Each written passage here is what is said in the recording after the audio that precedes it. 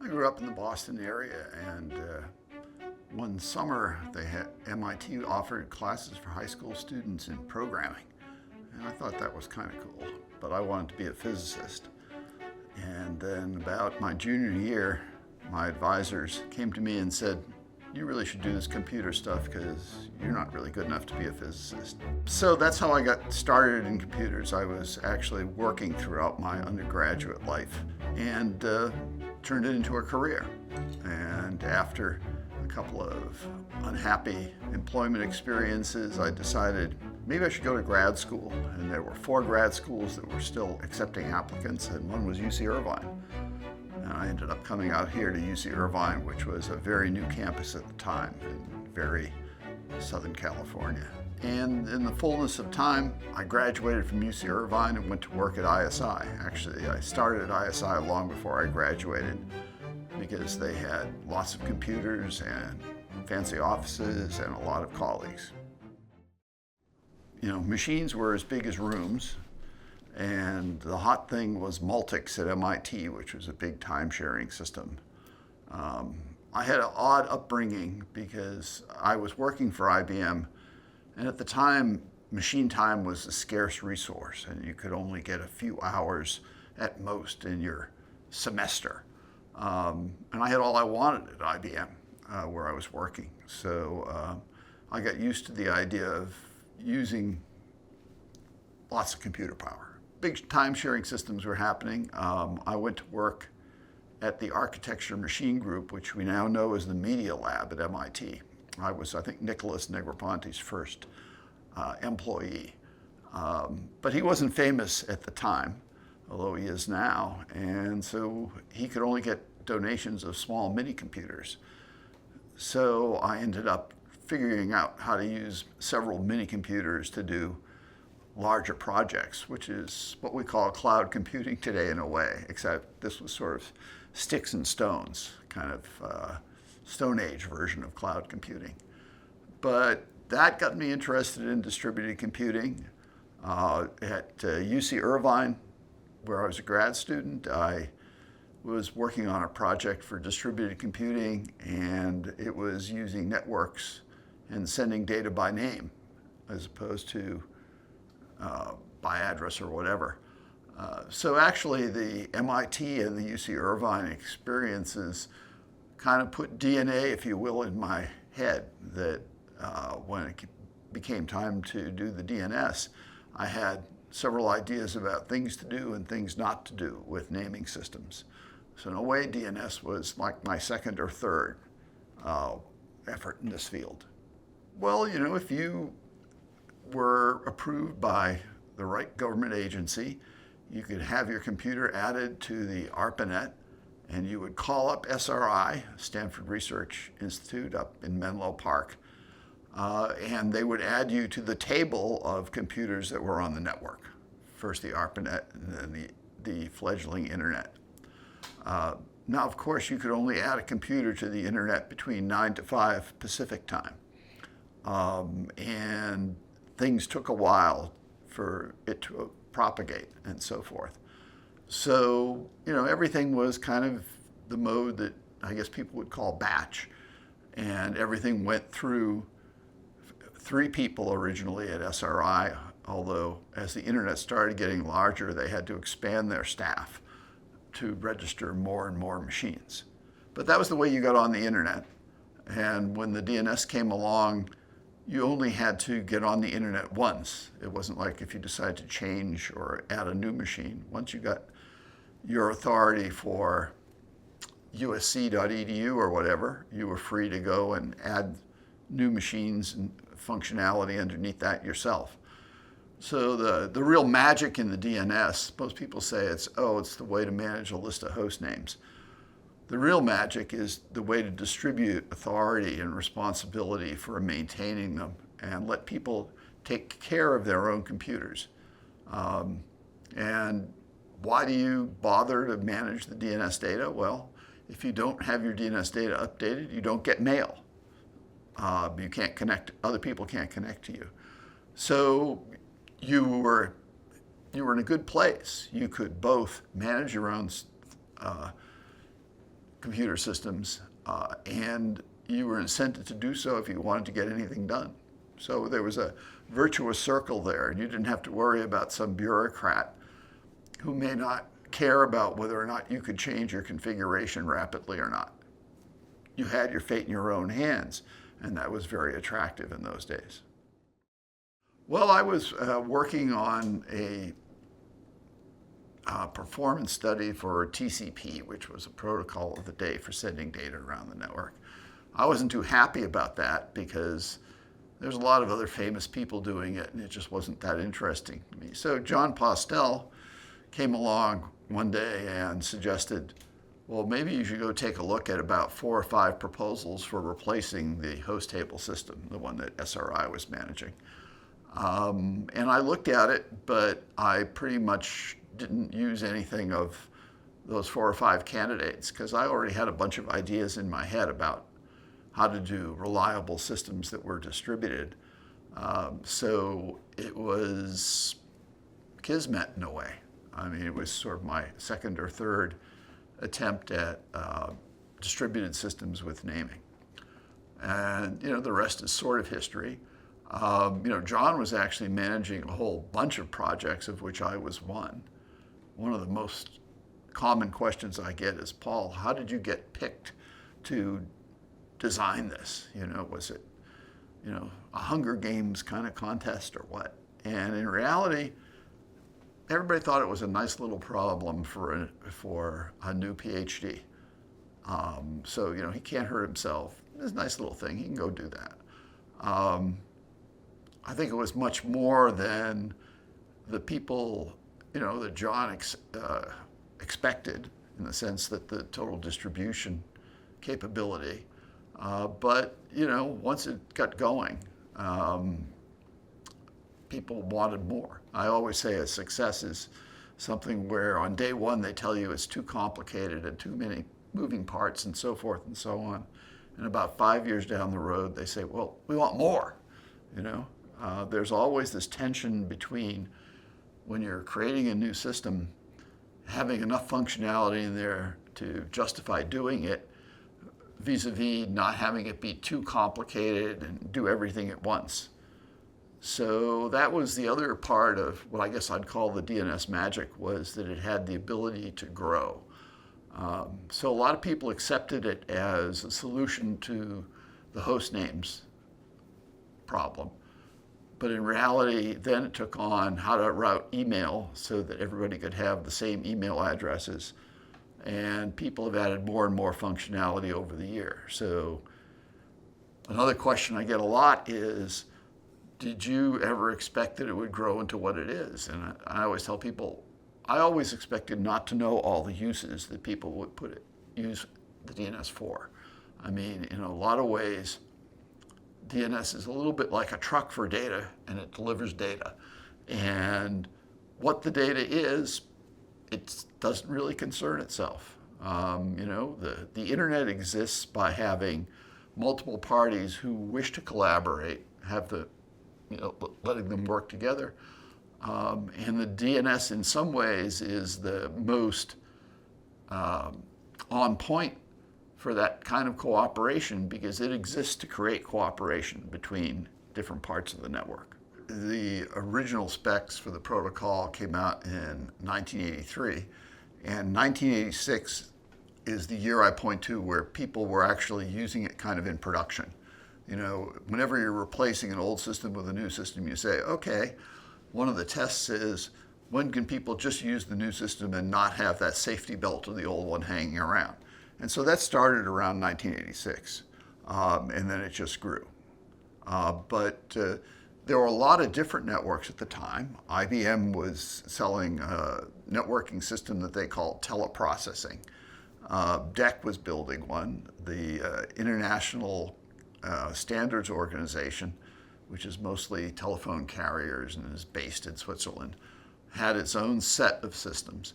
So there was a whole bunch of different separate systems that were out there.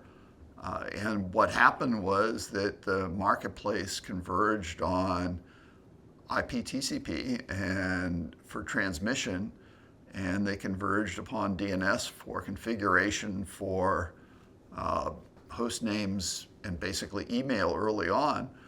But then when the web came along, Tim Berners-Lee, he needed to be able to build those URLs. And he said, well, and for whatever reason, just use the DNS as a building block for the URLs that the web has grown up with. They're evolved over time so that now your browser or whatever will typically automatically fill in parts of what you see, the destination you want to specify. But it was a building block for that. So again, it's not, in some sense, it has no use itself. It's designed to enable other things to cooperate. Well, I think the first domain name had to be isi.edu, to tell you the truth. People argue that the first .com was symbolics, which may or may not be the truth. But when I had the first name server, and I wanted to fire it up with something. And so while we took all of the names that already existed in the host table and grandfathered them into the DNS, the first true domain name, I think, was isi.edu. Well, I'm not sure exactly how you could think about having, hundreds of millions of people that own their own domains and manage them and so forth. People grew up not thinking about, well, can I send email to a particular place? They expect the DNS to be able to figure out how to get it there. Certainly there are people who want political controls and filter stuff, but you don't worry about it when you get one of those email addresses or a URL for a site you want to go to, you assume you can reach it. So the coordination of that and having something that's actually broken up into hundreds of millions or a billion separate pieces, but looks like it's one coherent system, is the big success. So that's what you can do with the DNS. Now there's various countries that talk about how they want to manage their own and so forth. Originally the reason we have country codes as part of the top level of the DNS was that basically I could say to France, okay, you've got France, manage it however you like. You don't have to have the same structure of companies and academic institutions as we do in the US. The Brits don't have .edu, the Brits have .ac for academic community, because so ac.uk is their flavor of edu, okay, and it is under the UK. So, it lets people divide up the responsibility, and some sovereigns have different views about that. And of course, we get all of the public commentary now about, the Ukrainians want the Soviet Union's domains to go away. And it's billions of dollars and, all of the internet that is kind of managed through the DNS. The design took a while, and it went through a bunch of iterations, and there were a bunch of people that were critiquing it and so forth. A lot of times I have people say, well, you didn't invent distributed computing. And I'd say, well, okay, I think of the DNS more as a recipe. A lot of the ingredients were around. They just hadn't been quite combined in that way. The other successful part was that it was simple enough to take off, but had lots of future possibilities. So I often have an analogy to the Wright brothers when people say, why didn't you have state-of-the-art security in the DNS way back when you designed it? I said, well, the Wright brothers didn't have a drink cart or a toilet in their first airplane, much less replacing a propeller with a jet engine. It took 40 years of commercial air travel to get to a jet transport. Now, you might say, well, gee, that's very complicated and long time, and took a long time. Sometimes there are very simple ideas that take a very long time. 40 years after the first jet transport, we had the first wheelie bag. Okay. That's how long it took to invent a wheelie bag for airplanes. So There's a bunch. I can't take credit for all the components. I came up with the first recipe. We refined the recipe with sort of taste tests of the other people in the field. Um, and I created the original specs. The original specs were maybe 100 pages total. And if you take a look at what's happened here, today there's more than 100 documents to modify the original 100 pages, 100 documents. If you take a look at the RFCs that are the internet or the IETF's way of documenting protocols, I did maybe the basement and the first story of the DNS, and then people have built everything else on top of it. And like I say, there's hundreds of different people that have added dozens of different features. And the fact that we've been able to keep it working and deal with all of those things comes partly as a result of the original design, which allowed for modification and extension, but also due to the ingenuity of a lot of different people. So, if you take a look at all the DNS specs, I'm probably 1% or less now. What was important at the time was, not perhaps seen the way it is today. So, like I said, the DNS was a nice little problem. People were worrying about IP and TCP as the big thing, and transitioning from the ARPANET to the internet as we know it today. And also, managing people and just getting them to work together is an underrated part of the whole internet story. But the magic of the internet and why it prevailed over the international standards and all of the proprietary protocols was that, first of all, it would let pretty much anybody connect as long as you would follow the protocol or the rules. And a lot of it was free. The government sponsored the initial development. People look at these things today and they go, well, okay, I'm going to make a new app. And you go to a VC and you get $1 billion and you hire 100 people and da-da-da-da-da. At the time, the resources for building the network, it was research, dollars were short, and people had to figure out how to leverage them, how to build things that other people could use. It was a different process from the commercial internet that we know today. So it was a pleasure to work with John. Steve Crocker was actually really the guy that supervised my PhD thesis. He also wrote RFC #1. He's famous for that. He was also went on to be chair of ICANN for a while. John introduced me to a lot of the other people of the internet, and ISI was a big locus of research for a lot of different things. I think that USC and ISI don't get quite as much credit as they are due for some of the innovations that they sponsored and the management of the internet in the early days. In my lifetime, I've talked to two sets of university lawyers. In the first case, it was at UC Irvine, and I was working in local area network technology. And the lawyers said, oh, local area network technology, nobody wants it. They just want long distance. They want to be able to talk over long distances. So local area networks will never catch on. Okay, so we're not going to patent it, and we're not going to let you patent it. A similar thing happened with the USC lawyers. They believed that there was nothing there.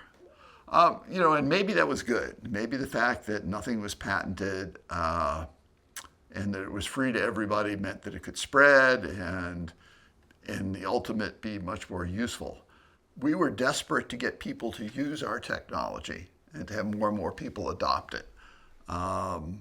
It wasn't about owning market share, because there was all of the people in all of the IBMs and the DECs and so forth of the world that had marketing departments on and on and on. And, we were kind of the rebels. So getting people to use it, we certainly, anything that would keep them from using it, like charging them for it, maybe that wasn't going to be the right policy. The right policy was to try and get it out there. And of course, we're utopians. The age of internet capitalism and surveillance capitalism, hadn't come yet. I mean, personally, when I went to work for At Home doing internet over cable, I thought it would be a good idea if it was successful and made a lot of money. And certainly my subsequent startups, I always wanted to do interesting technology, but I also wanted them to be successful as a business. So that came later, and a lot of the original internet stuff was shared heritage of mankind, give it away. Gee, I wish I could get somebody else to use it, rather than worrying about who was going to profit. I was thinking it'd be cool if everybody in the U.S. used it. So people always say, well, gee, did you ever anticipate that there was be billion domain names? Certainly not at the start. When I was thinking about scaling it, I said, well, gee, I think we need to be able to have at least 50 million separate domains so that every U.S. household could have one. And, you'd have however many subdomains. So that was the scaling goal, and certainly it succeeded much more than that. But no, the atmosphere was a lot of people wanted to do good work, solve a particular piece of the puzzle, and have the whole puzzle be, when assembled, be a kind of utopian view of how networking should happen. And also survive against the competition from proprietary and government-sponsored, in the sense of the open standards and Swiss OSI model. Some of the technology from these other efforts got incorporated. I'm sure I stole an idea or two from other people and put it into the DNS recipe. But the commercialization and the proprietary activities you see today certainly weren't part of it back then. Most of the people that were working in the internet world were of a liberal tendency, but on the other hand, I served 3 years as a program manager at DARPA, and the military saw uses for this technology, and that's why they kept giving the money. It may be that people, the famous the Wabcons and the Inventors were just, and the Licklighters and so forth, just all of the gods, that they were very good at getting sponsorship, but the technology was applicable to a bunch of those problems. The people who built the internet, some of them, did in fact think that it had a big military application, and were anxious to have that happen as well. There's an awful lot of piety these days about, oh my God, we're going to have splinternet. And, people won't be connected, and this will be a terrible thing, and it'll be the end of civilization. In reality, the internet that we have is where people decide to cooperate on some basis. They decide to cooperate by forwarding email around before we had the internet as we know it today. The idea was there. But today, it's equally important to decide what traffic you're going to accept as what traffic you're going to reject. There's bad guys out there, and they're going to send you spam, they're going to send you malware, they're going to do DDoS attacks and so forth. So you got to filter traffic. One of the crowning ironies that I never would have expected in the early days of the DNS was that a lot of DNS traffic today is used to decide what's spam and what's not, and what traffic you want to accept and what's not. Because in reality, the internet may be like a water supply, but everybody wants filtered water that's, has had some of the harmful stuff taken out. So while I don't really advocate disconnecting the Russians, you have to understand that filtering the internet and deciding what traffic you want to accept and what traffic you don't, being able to say no is equally as important as saying yes. And people will always go do this. It has some bad effects. I was in Europe and I was trying to come back, so you have to take a COVID test. Okay. very advanced. They send you the results to your smartphone. Okay, that's nice. I get the link, and I click on the link, and it says you can't access it because you have a US IP address, which is what I had on my mobile phone. So, it's kind of strange because there are these side effects and these gaps in the connectivity that are very frustrating, and we'd like to eliminate them, but some of the traffic you just don't want. Yeah, everything is connected, and that's kind of scary. And one of the notions that we're struggling with now is that if I buy a device like a fridge or a phone or whatever, to what extent should I be in control of that device as opposed to the manufacturer? People who make devices that they sell typically would like to want to manage them for you or for their own benefit. So you can't go buy a TV set anymore. In case you haven't noticed, you have to buy a computer that people put software in there, and you download apps into your TV these days. And those apps aren't necessarily looking out for your interest. If you use popular apps on your phone, they're broadcasting your location to data services that scoop up all of that information and get to track billions of people. So there's this question about who should control what. Some people who run networks say, I should decide what traffic goes across my network. But there's the other end of the spectrum is people who have a phone and they say, I want to use a VPN and I don't want to have my network operator be able to figure out what I'm doing. Who's in charge and who's the ultimate beneficiary of the code is one of the sort of privacy issues. With AI, it gets a little bit even murkier because sooner or later you have AI making decisions that we can guess why, but it's not clear that we always understand why it works. These days, a lot of the progress that you have in speech recognition and other parts of AI comes from, AI that's a little bit like monkeys on a typewriter, and they just wait until the monkey types the good sentence. And nobody quite understands why. In the old days, it used to be you would think people get smarter and computers get more capable, and so they can take on harder and harder problems. These days, you can throw a lot of compute power at a problem that you have no real good idea about how to solve and see whether or not a solution falls out. And you don't really know all the characteristics of the solution that you got. And we don't really understand quite as much about it as perhaps we should. So that's I think the two challenges is that who benefits from a particular piece of computation, and how do you keep your phone as a servant as opposed to, your master.